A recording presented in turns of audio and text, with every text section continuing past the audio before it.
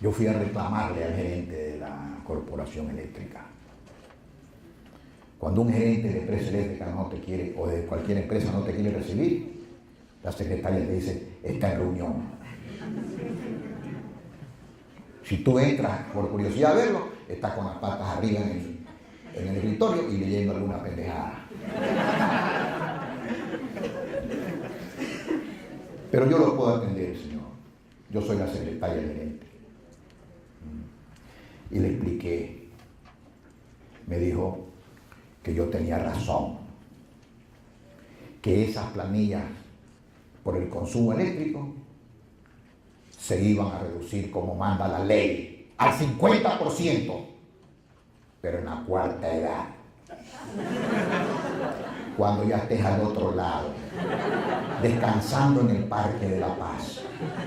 Ahí vas a pagar el 50%, idiota.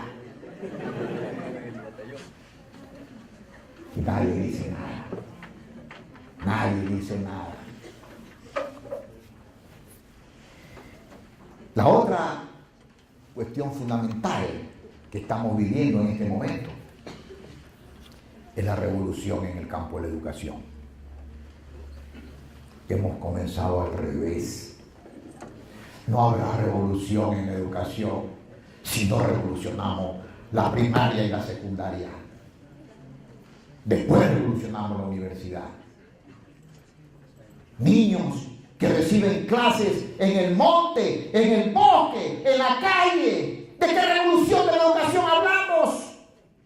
Tiene que ser la revolución abajo primero, en la primaria, en la secundaria, y cuando ya se llegue a la universidad, con educación y con esa revolución en la educación de esas criaturas y de esos jóvenes bachilleres, ya no necesitamos tomar exámenes en el ingreso a la universidad. Serán suficientemente capaces, buenos profesores. Pero a mí me da la impresión de que atacar la revolución de la educación en Ecuador, en el campo, en el sector primario y secundario, no me atrevería a hacerlo, porque eso está dirigido por un movimiento y un partido político. Y eso es avivar el avispero de las abejas en el panal. Eso hay que cambiarlo. No podemos seguir como estamos.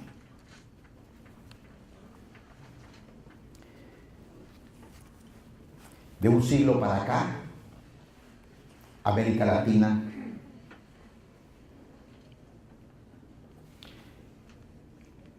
se ha empobrecido, sobre todo por el crecimiento de la población. Ese crecimiento de la población ha superado el crecimiento de la economía y estamos en crisis. La verdad desnuda es que el hambre nos está ganando la partida y que la seguirá ganando cada vez más, porque nos negamos a admitir que la solución no está en aumentar el alimento, sino en disminuir los nacimientos, en bajar la población.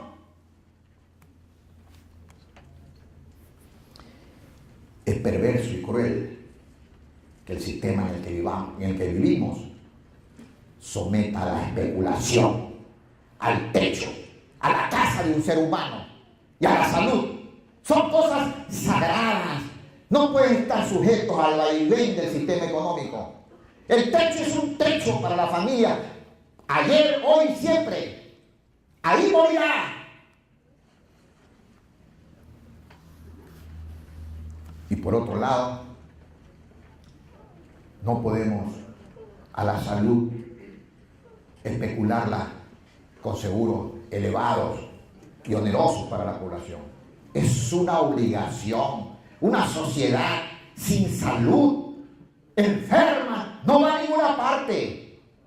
Entonces tenemos que construir más hospitales, más clínicas para atender a la población.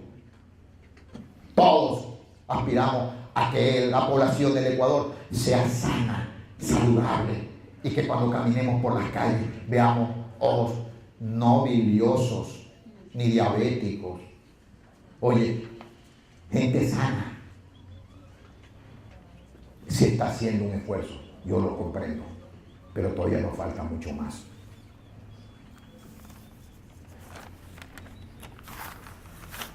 Vamos a cortar un poco esto porque ya siento el ruido del estómago de ustedes.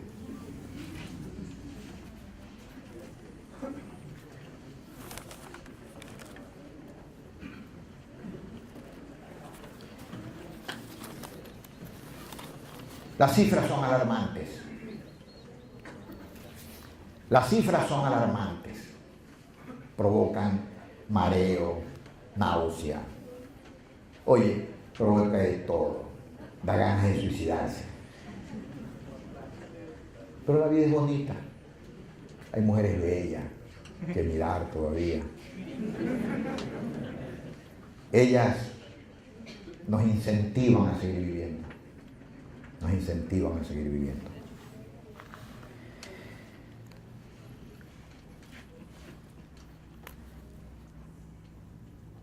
Pero hoy comemos con menor calidad alimentaria. Y la desertización y la degradación del suelo continúan, si continúan al ritmo actual, habremos perdido las 4/5 partes de los bosques que existían antes de que el hombre se dedicara a la destrucción. ¿De qué globalización hablamos si estamos dejando calvo al planeta?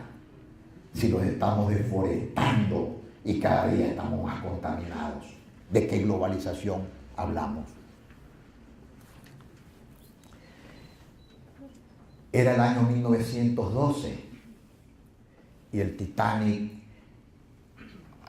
por el océano Atlántico navegaba de Inglaterra a Nueva York, a los Estados Unidos.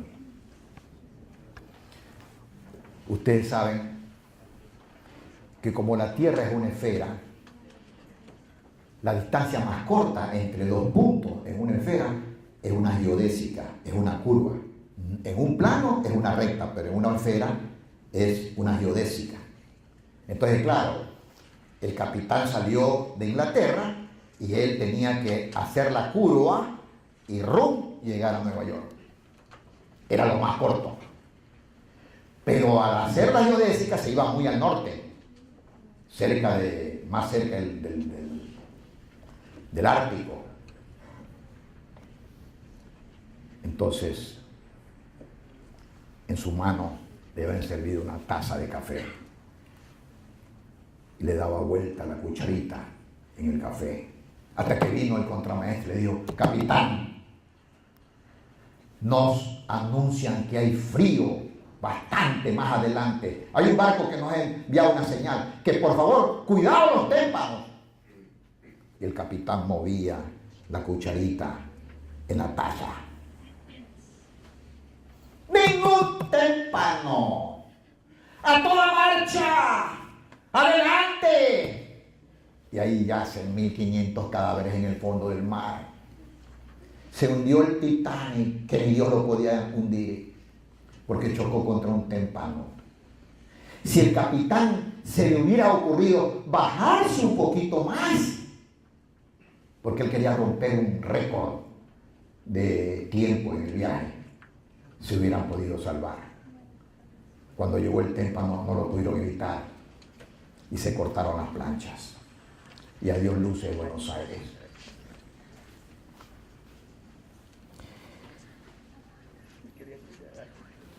Cada vez que entro a mis clases de ecología,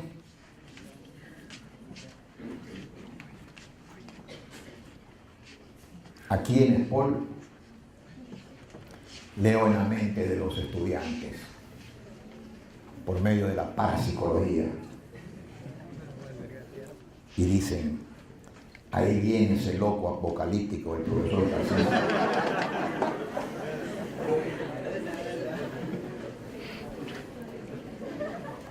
¿Y quién creyera que tiene razón?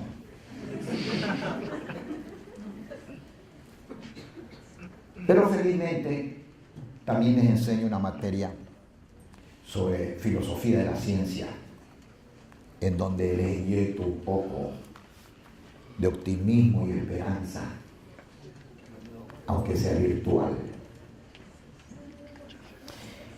En los últimos años del dictado de la materia, he realizado encuestas a los estudiantes en mis clases frente a la pregunta de si es que nos salvamos o no de la contaminación y por ende si salvamos o no la vida en este planeta. El resultado fue el siguiente: el 70% de los estudiantes dijo que no nos salvamos. El 20% dijo que sí. Y un 10% se mostró escéptico. Como lararán, lararán.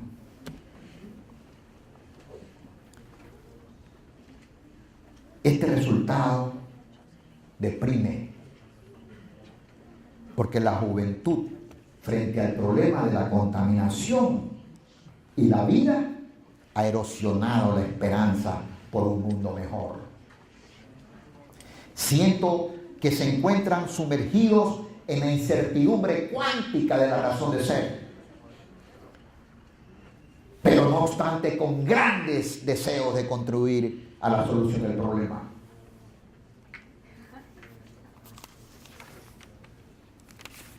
En el Ecuador, con 14 millones de habitantes, existe la mitad de su población sumida en la pobreza y la miseria.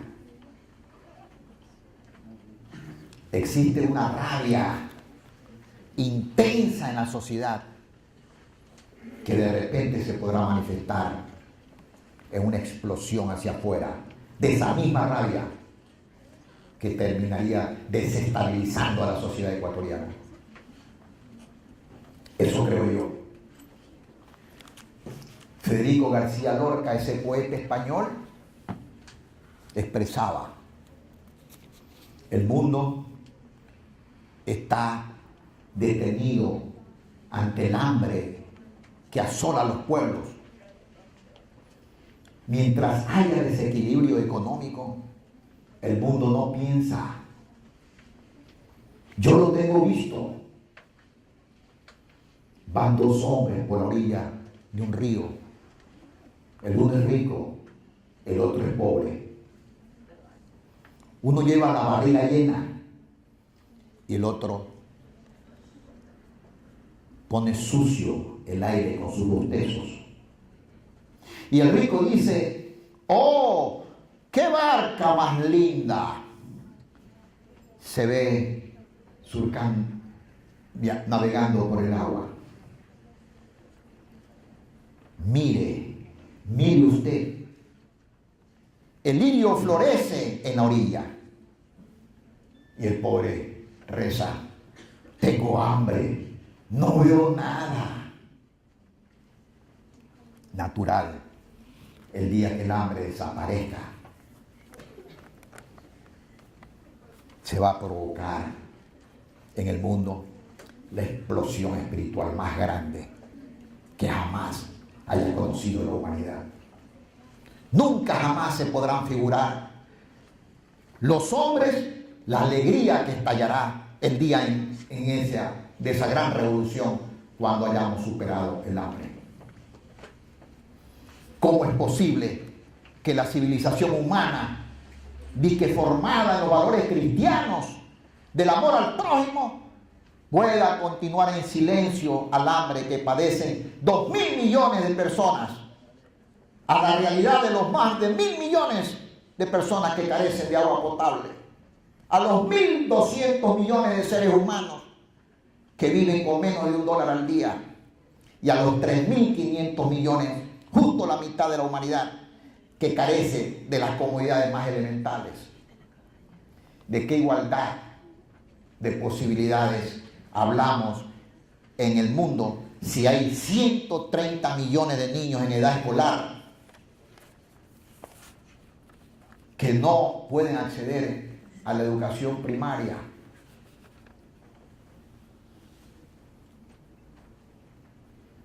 No hay que ser marxista o comunista para comprender el potencial explosivo de esta bomba social, cuya onda expansiva va cubriendo cada vez más al planeta. Concuerdo con Osho, filósofo hindú, en que si la gente joven y vieja decide morir sin luchar, entonces que se suicide. Nadie se lo impide. Si los políticos están interesados en morir, que se arrojen al mar.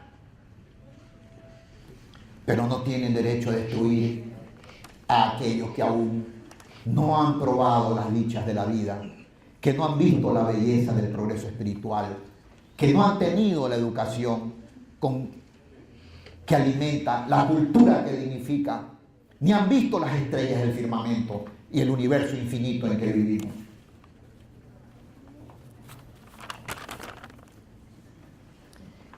Que no se han conocido a sí mismos y que aún no han sido viajeros de su propia intensidad. No tienen derecho a destruirlos.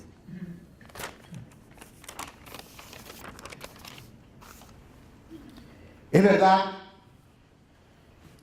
que el principio de la incertidumbre cuántica de Heisenberg y el muro del límite del plan, el límite de la pequeñez, nos han cerrado el camino hacia la última esencia del todo. Pero solo el camino que atraviesa por el mundo de las cosas físicas. Pero ahora nos queda el otro camino, el interior, el de nuestra conciencia, para llegar a la verdad.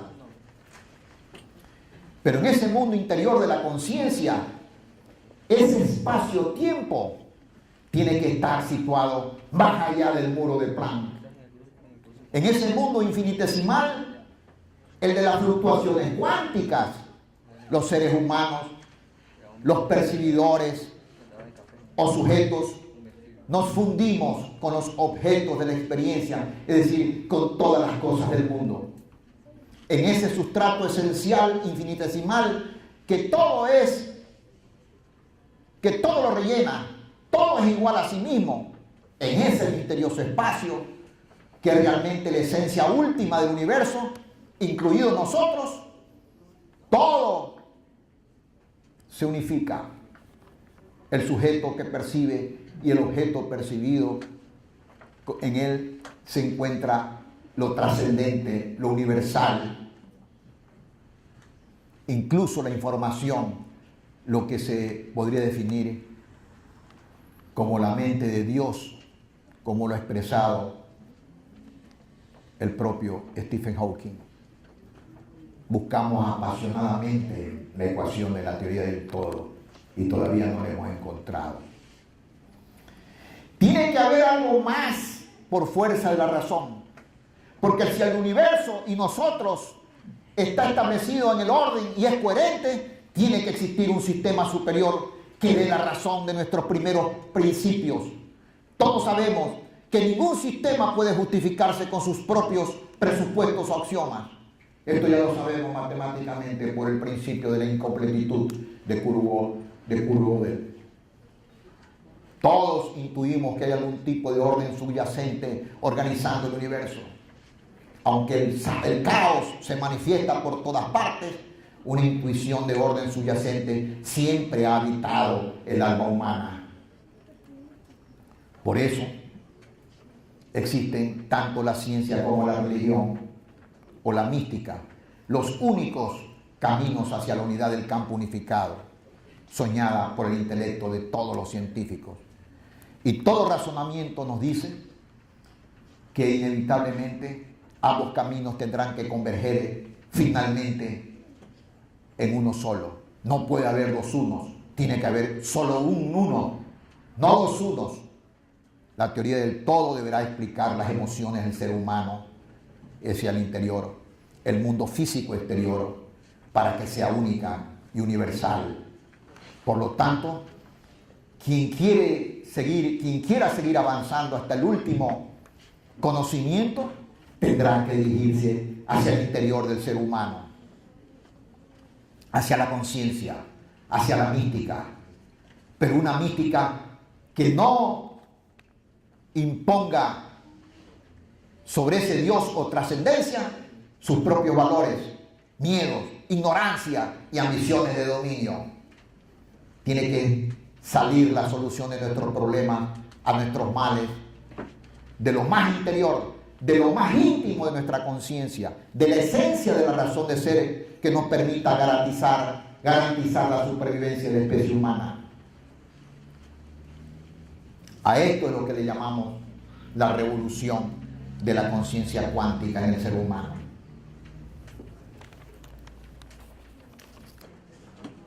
Yo los invito a ustedes,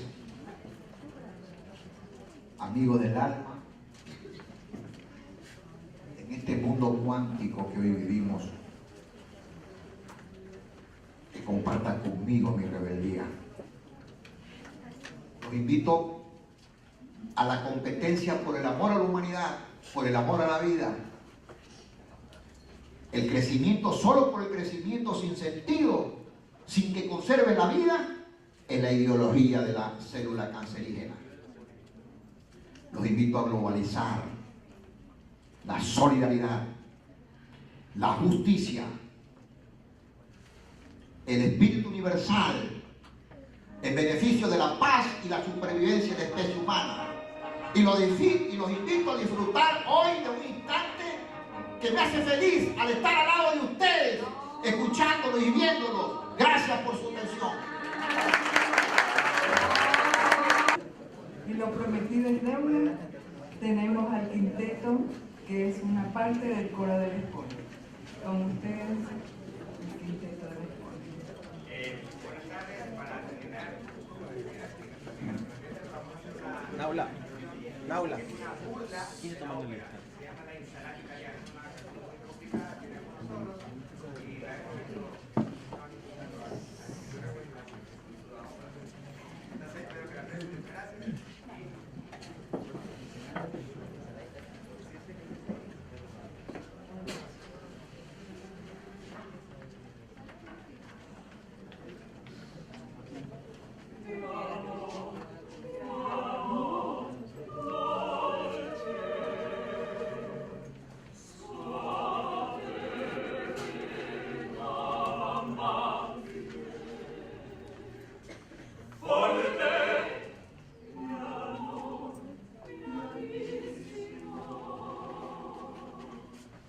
Venite qua, venite qua, venite qua, venite qua. Qua, qua, qua, venite qua, venite qua. Qua, qua, qua, qua, qua, qua, qua, qua, qua, qua, qua, qua, qua, venite qua, venite qua, qua, qua. Forte, fortissimo. Forte piano, forte piano, forte piano, forte, fortissimo.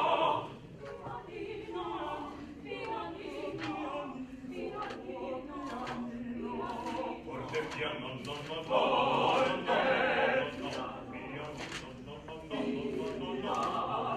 no, crescendo, crescendo, stringendo, firmoso, rinforzando,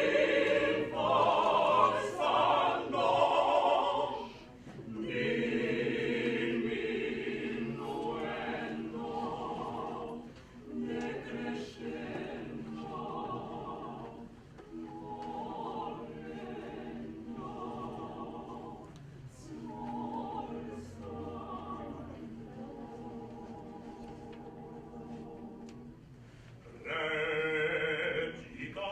Recitativo, odino,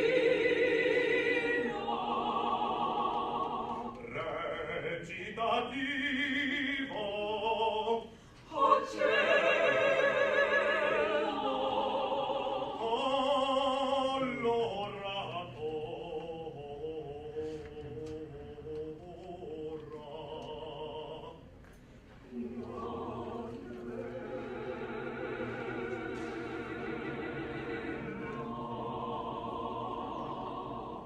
a piacere, a piacere, fermata.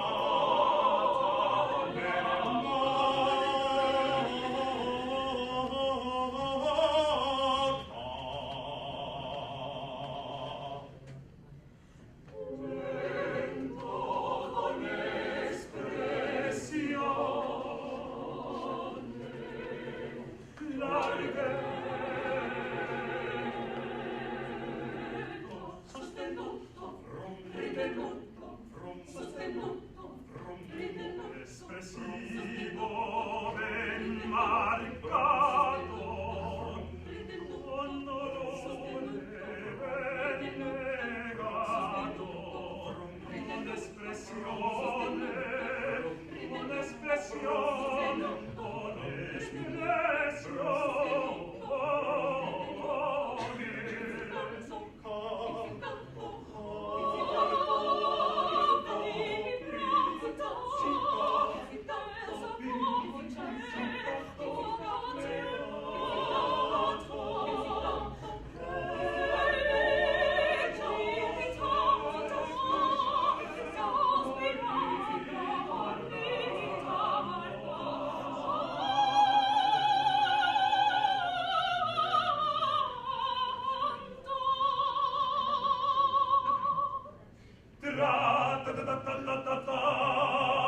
suona la tromba, alla vendetta, alla vendetta.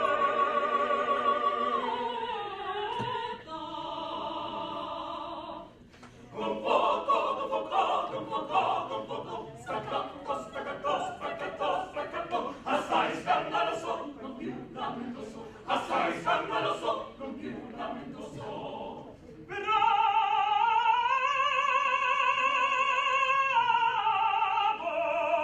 bravissimo, sono contento, porti subito una compagna.